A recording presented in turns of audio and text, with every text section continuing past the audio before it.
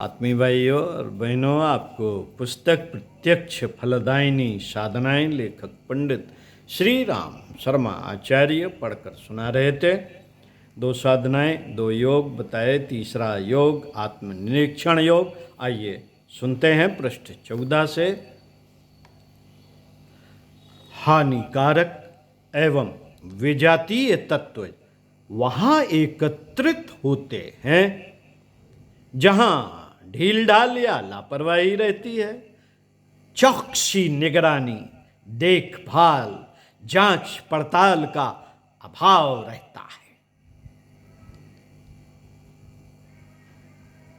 हानिकारक एवं विजातीय तत्व वहां एकत्रित होते हैं जहां ढील ढाल या लापरवाही रहती है। चौकसी निगरानी, देखभाल, जांच पड़ताल का अभाव रहता है। दाद अक्सर जंघाओं में होता है। कारण यह कि शरीर के अन्य स्थानों की अपेक्षा जांघों की सफाई कम होती है। स्नान करते समय भी वहां पूरी सफाई नहीं की जाती। धूप हवा से भी वह स्थान वंचित रहता है। फलस्वरूप गंदगी के कीटाणु मजे से छिपे बैठे रहते हैं और अवसर पाकर दाद के रूप में प्रकट होते हैं।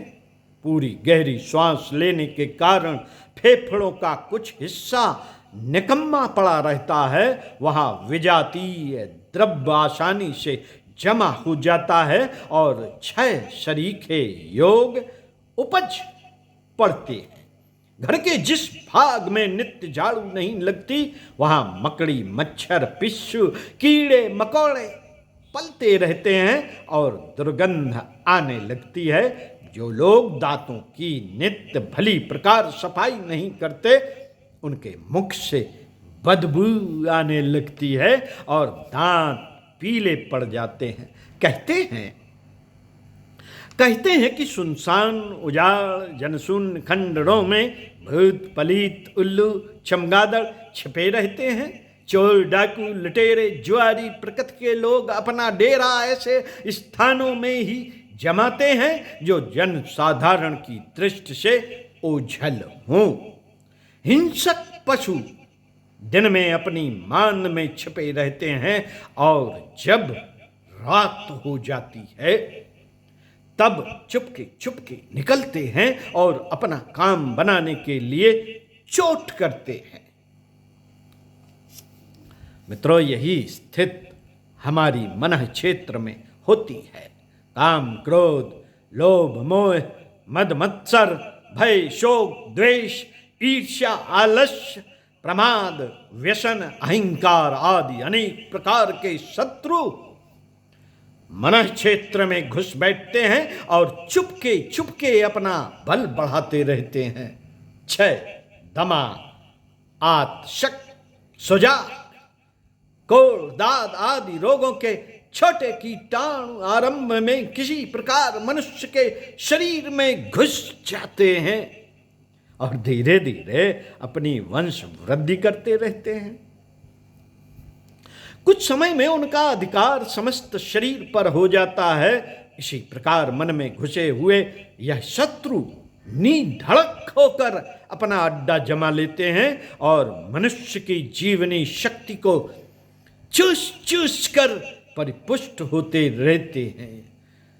धीरे धीरे उनकी प्रबलता इतनी अधिक हो जाती है कि प्राणी अपने को उनके बंधन से छूटना कठिन अनुभव करता है। उनके बंधन से छूटना कठिन अनुभव करता है। मानसिक क्षेत्र में अवांछनीय तत्वों का, शत्रुओं का इतना प्राबल्य हो जाने का कारण यह है कि उनको निधड़क बैठ जाने का अवसर मिलता है। हम में से अधिकांश व्यक्ति ऐसे होते हैं जो अपने अंतर जगत की चौकसी नहीं करते, उसकी क्षति और सुरक्षा की परवाह नहीं करते। इस प्रमाद का फायदा शत्रुओं को होता है। जिस गोदाम का कोई पहरेदार न हो उसमें चोरियों का होना निश्चित है। जिस खेत का कोई रखवाला न हो उसे पशु पक्षी उजाड़ेंगे, यह निश्चित है। जब अंतर जगत की चौकसी छोड़ दी जाती है तो भी यही परिणाम होता है। बाहरी कामकाज में, साज समाल में, निर्माण उपार्जन में लोग बड़े परिश्रम और प्रयत्न के साथ जुटे रहते हैं, पर अंतर जगत को और वे बिल्कुल उदासीन रहते हैं। पर अंतर जगत की ओर से बिल्कुल उदासीन रहते हैं। इस संपदा की रक्षा और वृद्धि के लिए उनका तनिक भी ध्यान नहीं जाता, उस ओर आंख उठाकर भी नहीं देखा जाता। आत्मचिंतन के लिए, आत्मनिरीक्षण और परीक्षण के लिए कोई विरले ही थोड़ा सा समय खर्च करते हैं।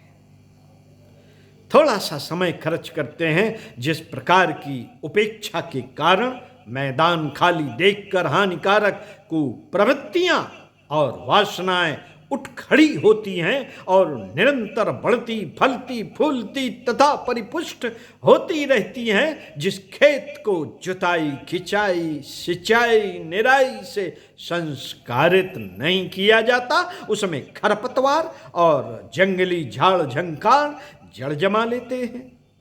जिस मनोभूमि को संस्कारित नहीं किया जाता उसमें अच्छी फसल नहीं उपजती।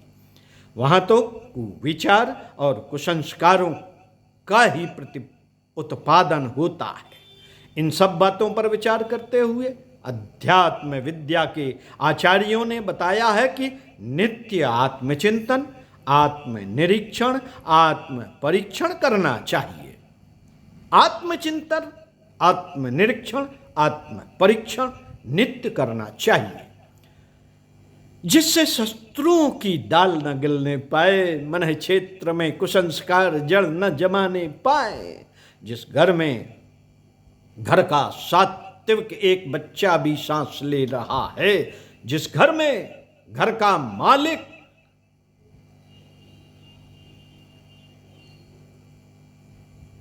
एक बच्चा भी खांस रहा हो, उसमें घुसने की बलवान चोर की भी हिम्मत नहीं पड़ती। घर में घुसे हुए चोर मालिक के जागने की आहट पाकर भाग खड़े होते हैं, क्योंकि असत्य स्वतः कमजोर होता है।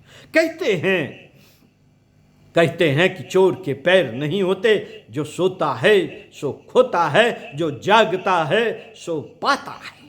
अंतर जगत की चौकसी और बढ़ोतरी के लिए हमें जागृत रहना चाहिए। हमें जागृत रहना चाहिए ताकि उसमें से दुखदायी कुसंस्कारों की जड़ें उखड़ जाएं और सच्ची शांति का अमर कल्प वृक्ष लहलहाने लगे। उसकी छाया में हमारा भीतरी और बाहरी जीवन अखंड सुख शांति का रसास्वादन करे। पंडित श्री राम शर्मा आचार्य स्वाध्याय सत्संग का क्रम बनाए रखते हुए अगला क्रम चिंतन मनन का आप बार बार पढ़िए, सुनिए और सीखिए और नोट कीजिए कि हमें क्या करना है। इसकी साधना बताएंगे, आत्मचिंतन की साधना अगले वीडियो में। तो सुनते रहिए कुछ अच्छा और पढ़ते रहिए कुछ अच्छा।